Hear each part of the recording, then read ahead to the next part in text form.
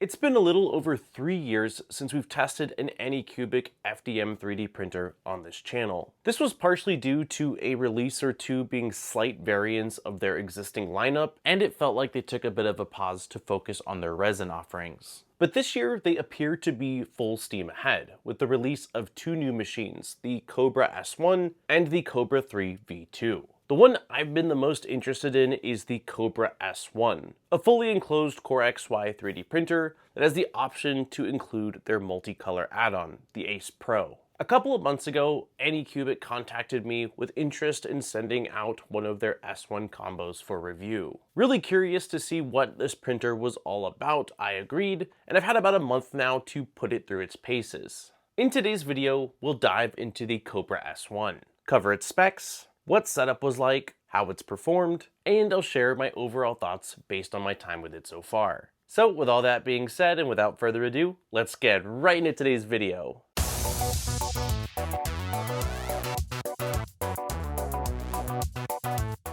Let's first run through the machine's specs. The Kobra S1 is a fully enclosed CoreXY 3D printer with a build volume of 250mm in X, Y, and Z. The inside of the machine consists of a steel frame with injection molded parts holding the pieces together. All panels, the lid, and the front door are plastic. It's functional, but it does make the machine feel a little less premium. And I do wish that the top panel was just a little bit thicker to help support the weight of the Ace Pro when it's loaded with 4 spools of filament.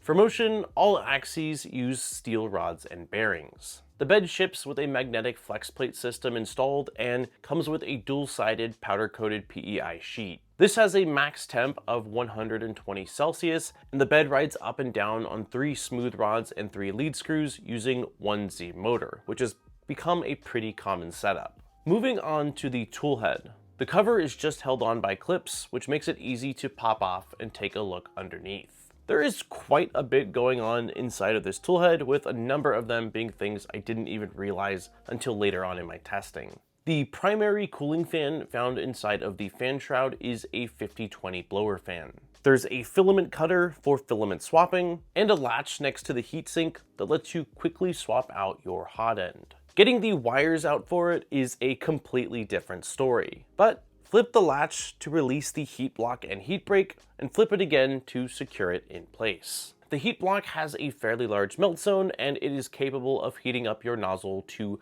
320 Celsius. The included nozzle is a 0.4mm and is made of either a brass or copper.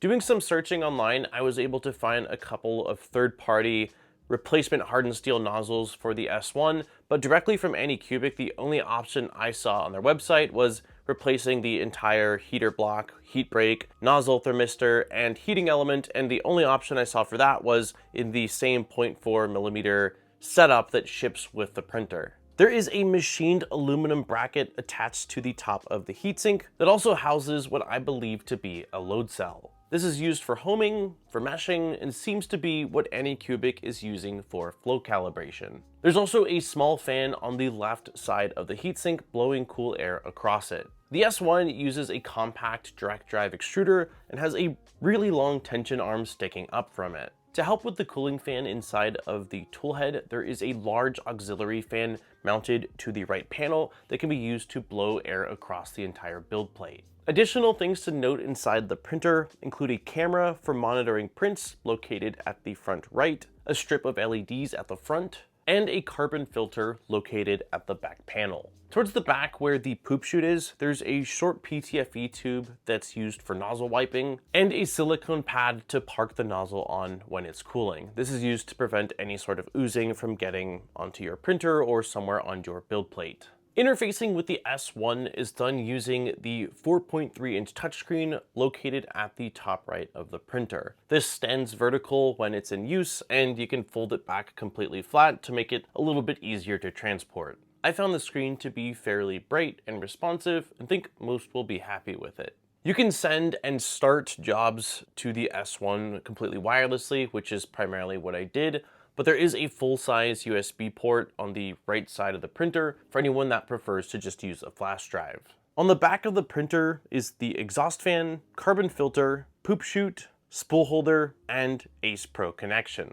You'll also find the printer's power input and rocker switch at the bottom left. Based on the location of that spool holder, they clearly intend on you buying their multicolor upgrade unit. Now, we've absolutely seen our fair share of printers with these spool holders mounted on the back side, but having it completely centered means that the only real way to access it is by either spinning the printer around or having access to walk behind the printer itself. Before powering on the machine for the first time, I took off the back panel so we could see what the electronics looked like underneath.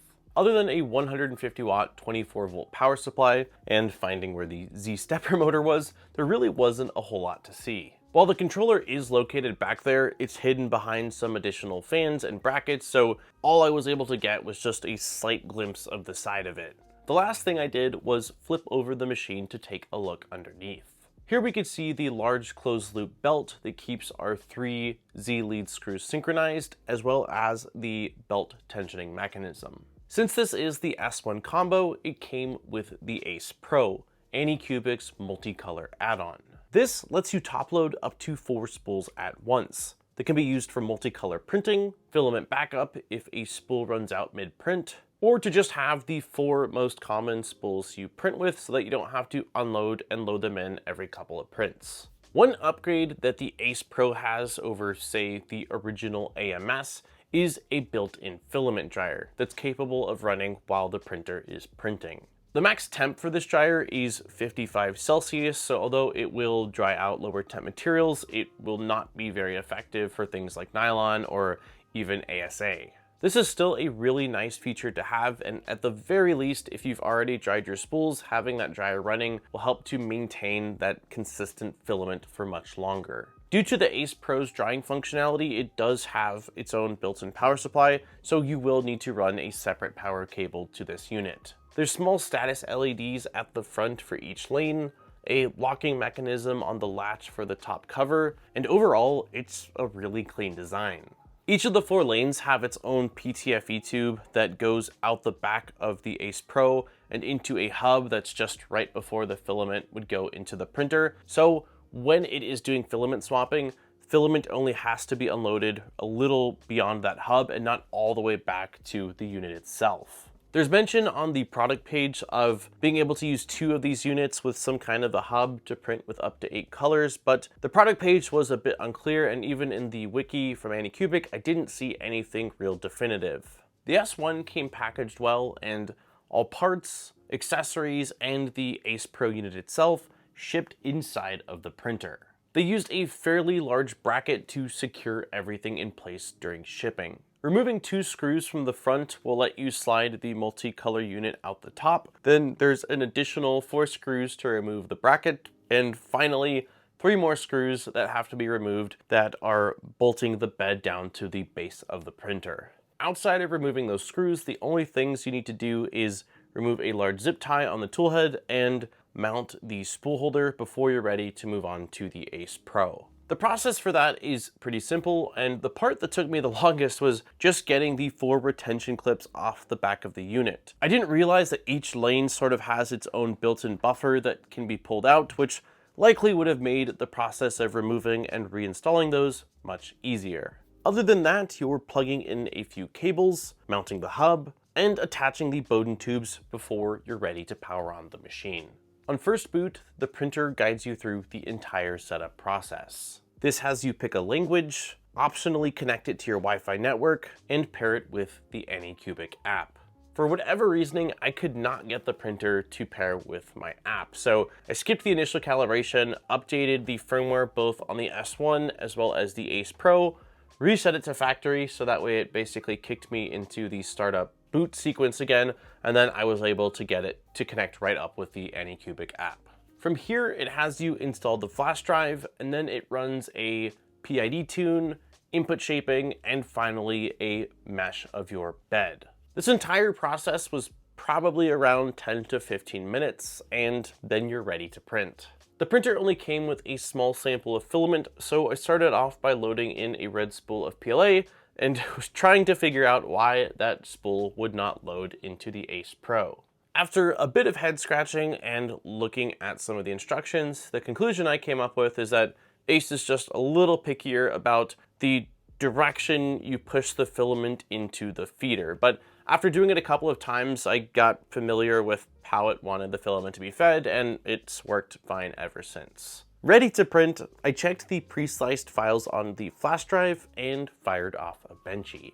Even with the front door open for the entire print, I noticed quite a bit of stringing on this model. So I switched over to a pre-sliced FlexiRexy that turned out better, and I also saw that they had a second Benchy sliced on the flash drive with a slightly longer print time, so I sent that off to be printed. This still had a bit of stringing, but I'm chopping it up to the fact that it's summer and this was tested in my garage, and overall it was a much better print than the first one. Nothing else really stood out to me on the flash drive, so I jumped over to the computer to slice up my own files. Really quickly, I want to touch on the firmware that this printer is running, which is called Kobra OS. After doing a bit of my own research, I had a fairly strong reason to believe that this was just Clipper that had been sort of hacked up and closed off, so I reached out to Anycubic for clarity. What I was told is that Kobra OS and its system that they created, and while it might seem similar to Clipper, it is not Clipper. Through some Googling, I found Rinkhals, which is a custom firmware for a few Anycubic printers, including the Kobra S1, that gives you things like SSH access, mainsail or fluid support, and a handful of other customizability options you would traditionally get with Clipper. So I reached out again asking for clarification on what they told me, and got the reply that their R&D team said it's a self-developed system. I didn't push beyond this, but mostly wanted to get out there for anyone that was unaware that this thing is running something called Kobra OS, and as is, it is closed off, and you will not be able to make any sort of customizations to it on the firmware side like you would be able to do with Clipper. For those that just want to use the printer as is, it's probably a non-issue.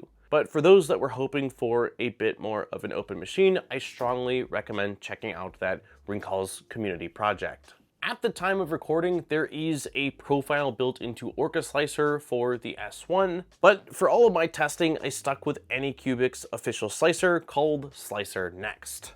This is just a skinned version of OrcaSlicer with some slight tweaks and a new tab, kind of like the device tab, called Workbench, where you can manage your Anycubic printers. I started out with running a handful of single-colored PLA prints ranging in size and complexity, and the S1 handled them really well. The larger prints let me see that the first layer that the mesh generated was fairly consistent across the entire build plate, and the print like the chainmail let me see how this machine was able to handle lots and lots of small retractions. Then I moved on to multicolor, starting with a few relatively simple articulating dolphins that turned out great, and then I moved on to a much larger Spider-Man bust with a ton of filament swaps. This was a really long print, and while I can't seem to find or replicate the exact settings I used, if I recall, it was approximately 3 days. I had a mess of the purged filament poops from all the swaps, which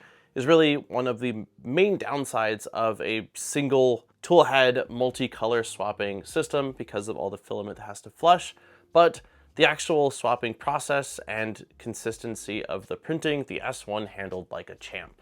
Everything was going great until the print was done, or so I thought. Looking at the app, it showed 99% done with 0 minutes remaining. So I thought that the print was just sitting there, or maybe it was going through the final unloading process of the filament, and that's why it showed 99%. So I ran downstairs, took the print off of the build plate, and shortly after noticed, there was a little under extrusion going on at the top of this print. But the closer I looked at it, it looked to me like the print never finished. So when I went back out into the garage, I saw the printer air printing and horrifyingly discovered that the print was not done. It had maybe 15 or so layers left. I certainly can't blame the printer for this. This was absolutely my fault. And right when it happened, I made a post over on X, and a lot of the replies made me feel much better because it showed me that I am absolutely not the only person that's done this, and I learned a valuable lesson.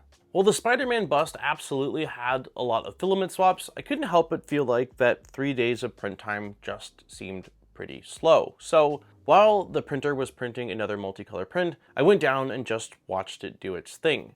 And what I discovered was that although these spools don't have to unload all the way to the unit, since they all have their own tubes and the hub is almost where the filament goes into the inside of the printer, the unloading and loading process or speed that these spools are moving at is just slow. I sliced the Spider-Man bust with the default settings from the creator for both the X1 Carbon, A1 Mini, and the Kobra S1, and found that the print times on the S1 were 25% longer. I'm not sure why Anycubic chose these unload and loading speeds, perhaps it was for reliability, but as of now I don't see any way that you can adjust those values, so perhaps this will come in a firmware update, but for right now this does add a sizable amount of time to multicolor printing. This is really just the case for printing parts that have lots of color swapping. If you're primarily using this as a continuous spool thing where if a spool runs out it taps into the next one, or if you're just using this to have your 4 most common materials loaded so you don't have to load and unload each time, then you're not going to be noticing any increase in print time. From here I moved on to printing with PETG. I started off using a white spool to print a hinged bit holder and had a ton of imperfections. Thinking this might have just been a case of wet filament, I turned on the Ace's filament dryer at 55 Celsius and left the spool to dry overnight. Then in the morning, I reprinted the exact same part. There were some serious improvements over the original print, but still it had a handful of zits and blobs. So I decided to swap out the PETG with a different color from a different brand and printed the same part a third time. This seemed to correct all of the zits and blobs I was seeing, but with this material I saw that there was a serious issue with cooling, especially on all of the overhangs on the bottom of the part. I then tried a fairly simple funnel model, which ended up also having some imperfections on the outside. For my final PETG attempt, I printed out a Ryobi tool holder. And for this one, the only changes I made to the stock profile was that I slowed it down ever so slightly and I bumped up the layer cooling. This was by far the best results I've gotten on PETG with the S1. The overhangs were much cleaner, extrusion was way more consistent, and other than one small section with some slight imperfections, I would say that it did a good job with this print. After this, I'm really just chopping it up to being a bad PETG print profile in the slicer that needs some obvious work. Next, I moved on to ABS. I'm building a monster 3D printer called the Venture XL and need to print out a stealth burner for it in ABS. So this felt like a perfect opportunity to use this printer for some parts that I actually need. Adhesion was good, layers were consistent, and once again, the main issue I saw was insufficient cooling. Parts without heavy overhangs looked great, but anything that did have some sizable overhang just had all sorts of sagging and imperfections. Now, this is not due to a hardware limitation of the machine. Between the blower fan that is in the hot end as well as the auxiliary fan that's blowing, or that can be blowing across the build plate, this thing has plenty of cooling capability for these parts.